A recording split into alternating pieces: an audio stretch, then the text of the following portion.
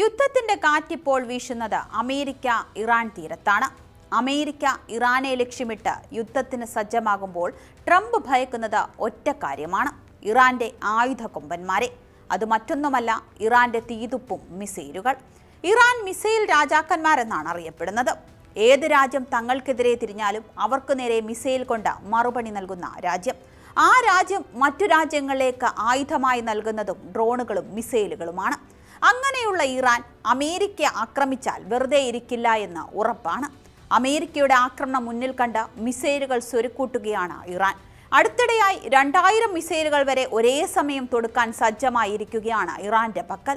ഇറാന്റെ മിസൈൽ കോട്ട പലപ്പോഴായി തുറന്നവർ കാട്ടിയിട്ടുണ്ടെങ്കിലും അതെല്ലാം ഭൂമിക്കടിയിലാണ്. ഭൂഗർഭ മിസൈൽ കേന്ദ്രം ഉൾപ്പെടെ 3 മിസൈൽ കേന്ദ്രങ്ങൾ ഉണ്ട് എന്നാണ് റിപ്പോർട്ടുകൾ പറയുന്നത്. ബാലിസ്റ്റിക് ക്രൂയിസ് മിസൈലാണ് ഇറാന്റെ കരുത്ത്. മിഡിൽ ഈസ്റ്റിലെ ഏറ്റവും വലിയതും വൈവിധ്യമാർന്നതുമായ മിസൈൽ ശേഖരമുള്ള രാജ്യമാണ് ഇറാൻ. വിവിധ തരത്തിലുള്ള 20ലധികം ബാലിസ്റ്റിക് മിസൈലുകളും നിരവധി ക്രൂയിസ് മിസൈലുകളും ഉൾപ്പെടുന്നതാണ് ഇറാന്റെ ആയുധ ശേഖരം. Fateh, Shahab 1, Shahab 2, Qiam 1, Hormuz series, Shahab 3, Ghadr 110, Kheibar Shekan, Emad തുടങ്ങിയവ ഇറാന്റെ പ്രധാന മിസൈലുകൾ ചിലതു മാത്രമാണ്. അമേരിക്ക ഭയക്കുന്ന ഇറാന്റെ മിസൈലുകൾ ഏതൊക്കെയാണെന്ന് കൂടി നോക്കാം. ഖൈബർ ഷെക്കാൻ, ഗദർ-എഷ്, സെജിൽ, പവേ തുടങ്ങിയ ഇറാൻ സ്വന്തമായി വികസിപ്പിച്ച മിസൈലുകളുടെ ശേഖരം ഭൂഗർഭ കേന്ദ്രത്തിൽ സൂക്ഷിച്ചിട്ടുണ്ട് എന്നും റിപ്പോർട്ടുകൾ പറയുന്നു. ഇനി ഈ മിസൈലുകളുടെ പ്രത്യേകത എന്താണെന്ന് നോക്കാം. ഖൈബർ ഷെക്കാൻ അമേരിക്കയുടെ ഏറെ പ്രശംസിക്കപ്പെട്ട താഡ് മിസൈൽ സംവിധാനത്തെ പരാജയപ്പെടുത്താൻ കഴിവുള്ളതായി ഇറാന്റെ ഖൈബർ ഷെക്കാർ 1 മിസൈൽ അവകാശപ്പെടുന്നു. അതേസമയം സിസ്റ്റത്തിൽ നിന്ന് വിന്യസിക്കാൻ കഴിയുന്ന തരത്തിലാണ് ഖൈബർ ഷെക്കാൻ 2 വികസിപ്പിച്ചെടുത്തിരിക്കുന്നത്.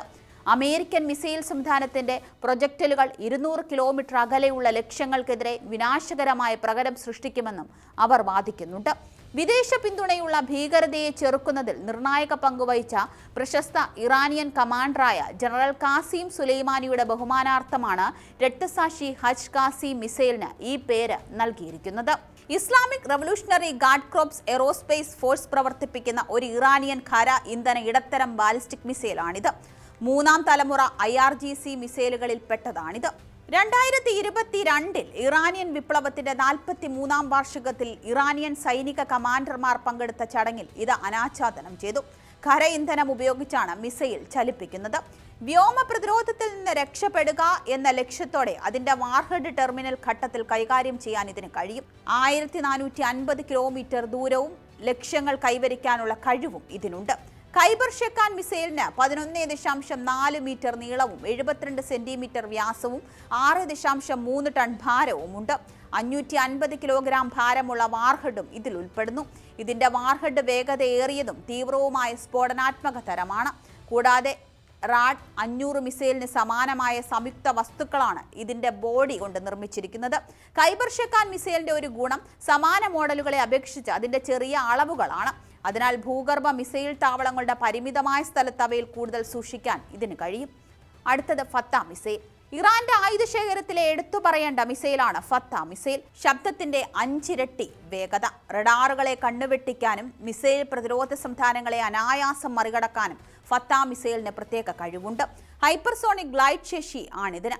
സേനയിലെ ഇറാനിയൻ അത്ഭുതം എന്ന് വേണമെങ്കിൽ ഇതിനെ വിശേഷിപ്പിക്കാം. സൂപ്പർസോണിക് വേഗതയിൽ സഞ്ചരിക്കുന്ന മിസൈൽ കൂടിയാണിത്. വിജയ് എന്നർത്ഥം വരുന്ന ഫത്ത മിസൈലുകൾ ലക്ഷ്യസ്ഥാനത്തേക്ക് അതിവേഗം എത്തിച്ചേരാനും ശത്രു രാജ്യങ്ങളുടെ വ്യോമ പ്രതിരോധ സംവിധാനങ്ങളിലേക്ക് തുളച്ചു കയറാനും ശേഷിയുള്ളവയാണ്. ഗദർ മിസൈലുകൾ. 2005 ഗദർ മിസൈലുകൾ ഇറാൻ അവതരിപ്പിച്ചത്. 2003 വരെ ഇറാൻ ഉപയോഗിച്ചിരുന്ന ഷഹാബ് 3 എന്ന മീഡിയം റേഞ്ച് ബാലിസ്റ്റിക് മിസൈലിന്റെ പരിഷ്കരിച്ച പതിപ്പാണ് ഗദർ. 1ാം ഘട്ടത്തിൽ ദ്രവ ഇന്ധനവും 2ാം ഘട്ടത്തിൽ ഖര ഇന്ധനവുമാണ് ഗദറിന് കരുത്തേകുക. ഗദർ-എസ്, ഗദർ-എഷ്, ഗദർ-എഫ് എന്നിങ്ങനെ 3 തരം ഗദർ മിസൈലുകളാണ് ഇറാൻ വികസിപ്പിച്ചത്. 1.25 മീറ്റർ വ്യാസമുള്ള ഗദർ മിസൈലുകളുടെ നീളം 15.86 മീറ്ററിനും 16.58 മീറ്ററിനും ഇടയിലാണ്. ഖാദർ 110 പരമ്പരയിലെ മിസൈലുകൾ 650 കിലോഗ്രാം മുതൽ 1000 കിലോഗ്രാം വരെ ഭാരമുള്ള ഒരു വാർഹെഡ് വഹിക്കുന്നു. ഖാദർ-എഫ് വഹിക്കുന്നു. ഇതിന് 15.5 മുതൽ 16.58 മീറ്റർ വരെ നീളവും 15 മുതൽ 17.48 ടൺ വരെ ഭാരവുമുണ്ട്. ഷഹാബ് 3നെ അപേക്ഷിച്ച് അടിസ്ഥാന മോഡലിന് 2 ടൺ ഭാരമാണുള്ളത്. അടുത്തത് ഇമാദ് മിസൈൽ. ഖദർ മിസൈലിന്റെ പരിഷ്കരിച്ച പതിപ്പാണ് ഇമാദ് ബാലിസ്റ്റിക് മിസൈൽ.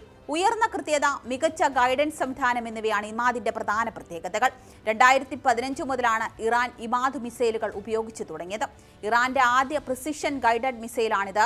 ദ്രവ ഇന്ധനം കരുത്തേകുന്ന ഇമാദിന്റെ നീളം 15.5 മീറ്ററാണ്.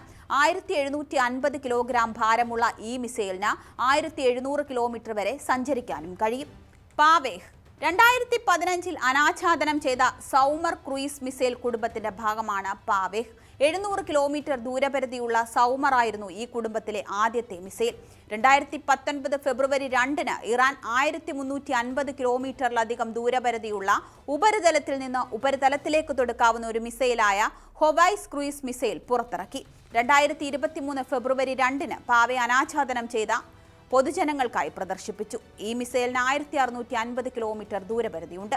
ഭാവെ അതിന്റെ ബോഡിയിൽ പിൻവലിക്കാവുന്ന ചിറകുകൾ ഉപയോഗിക്കുന്നുണ്ട്. കൂടാതെ ഈ ക്രൂയിസ് മിസൈലിന്റെ എഞ്ചിനും ബോഡിക്ക് പുറത്താണ്. അതിന്റെ മുകൾ ഭാഗത്ത് ഇത് സ്ഥിതി ചെയ്യുന്നുണ്ട്. ലക്ഷ്യത്തിലെത്താൻ വ്യത്യസ്ത വഴികളിലൂടെ സഞ്ചരിക്കാനുള്ള കഴിവ് പവേഹിനുണ്ട്.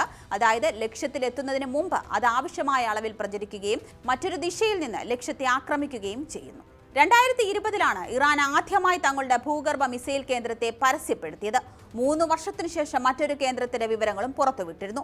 ഇതിൽ യുദ്ധവിമാനങ്ങൾ ഉൾപ്പെടെ സൂക്ഷിക്കാനുള്ള സംവിധാനങ്ങളും ഉണ്ടായിരുന്നു. ഇതിനു പിന്നാലെയാണ് മൂന്നാമതൊരു ഭൂഗർഭ ആയുധ കേന്ദ്രം കൂടി ഉണ്ടെന്ന് ഇറാൻ വെളിപ്പെടുത്തി രംഗത്തെത്തിയത്. ആവനാഴിയിൽ എതിരാളികളുടെ കണക്കുകൂട്ടലുകൾ തെറ്റിക്കുന്ന പടക്കോപ്പുകൾ നിരവധിയുണ്ട്. അതിൽ വജ്രായുധമെന്ന് പറയാവുന്നത് ബാലിസ്റ്റിക് മിസൈലുകൾ തന്നെയാണ്.